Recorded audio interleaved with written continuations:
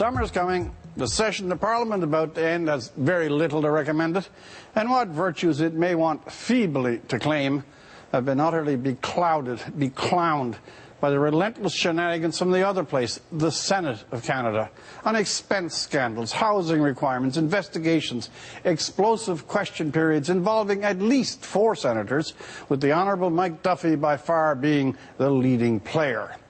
That there is decay, mischief, incompetence, and quite possibly corruption in that honorific body is past all question. True, Mr. Duffy, Ms. Wallin, Mr. Brazeau, and Mark Harb have held the headlines, but the primary damage has been to the body itself. The Senate, never a favourite in the popular mind, rarely guilty of excellence in anything, is now a pit of suspicion, self-interest, unaccountability, and massive public disdain. When the highest officer of the Senate on the government side, Marjorie Le Breton, sees it as to the advantage of the Senate to summon the Auditor General to look at everyone's Senate account, the Senate's own status as the chamber of sober second thought has been utterly pulverized. As far as being able to make the claim to provide a voice for the provinces, that's lost in the cobwebs and dust of a far different time. The Senate now is largely a voice for itself, for the comfort of its members.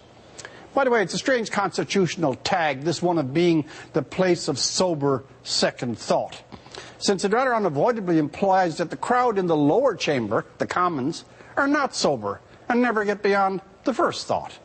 Well, however true or congenial that is, no one now believes the Senate is the place to go for adult management, moral or political oversight.